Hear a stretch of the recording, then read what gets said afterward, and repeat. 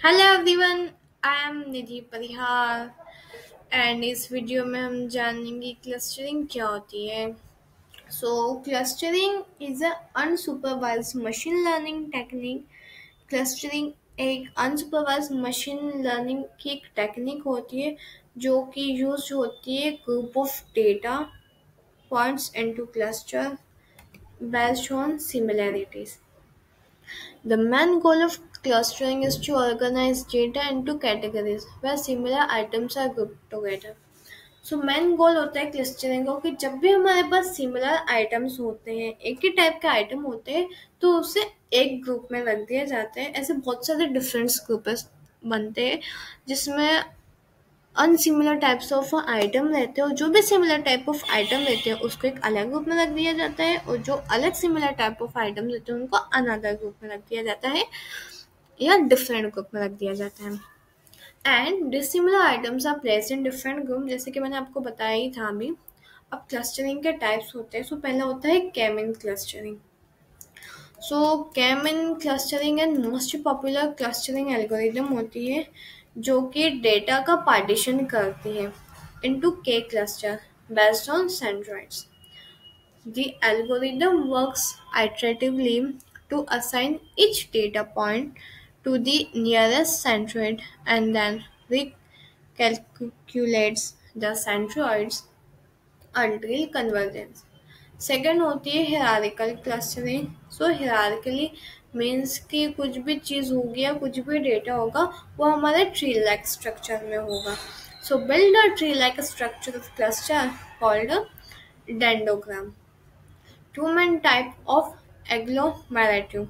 दो टाइप होते हैं, एक बॉटम अप होता है और एक होता है divisive top down clustering. Next होता है DB scan. So DB scan stands for density based spatial clustering of application with noise. Groups point data closely packed together, marking points in low density region or outliers. Useful where clusters are of arbitrary shapes and their data contains noise.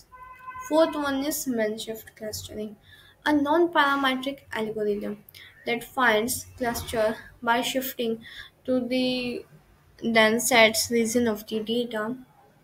Next topic, demonstrate application of K-mean clustering using Python. तो सबसे ज़्यादा most popular clustering होती है K-mean का, उसका बहुत ही ज़्यादा use होता है. बाकी जो चार तीनों तरह की क्लस्टरिंग होती है उनका इतना यूज़ नहीं होता है. In this demonstration, we will apply K-mean clustering to the Iris dataset using Python with the help of SKI-Kit SCI-Kit Learn library. सबसे पहले हम इंपोर्ट करेंगे कुछ नेसेसरी लाइब्रेरीज को. So from sklearn.cluster import K-mean. From sklearn.dataset import load iris. Import matplotlib.pyplot as plt. From sklearn.preprocessing import standard scale. अब जो iris data set है उसको लोड कर देंगे. Data is equal to load iris. X data is equal to data dot data, ये हमारा feature होता है. Y is equal to data dot target, ये टारगेट लेबल होता है. And for evaluation but not use in clustering. So जो Y होता है ये इवेल्यूएट तो होता है पर क्लस्टरिंग में यूज नहीं होता है. Standardized data important for k means. Scalar is equal to standard scalar. X scalar is equal to scalar dot fit transform x. अब K-mean clustering perform करेंगे. So using three clusters, as we all know, there are spaces in the data set. So जो K-mean होता है is equal to K-means. N cluster is equal to 3, random state is equal to 42, and K-means dot fit x scale. अब get the cluster label and centroid. जो cluster label और centroid है उनको get कर लेंगे.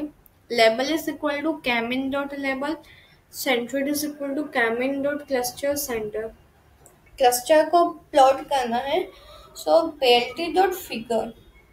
Fix size is equal to 806. 8 हमारा row है, 6 हमारा कॉलम है.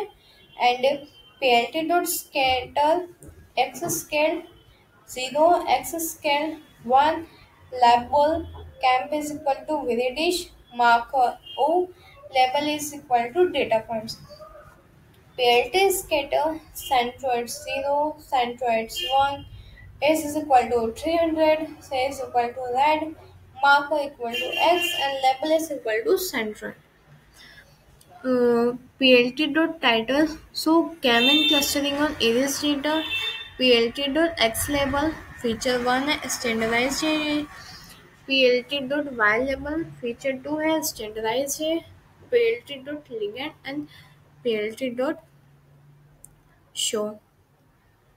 So thank you everyone for watching this video. We will be meet very soon.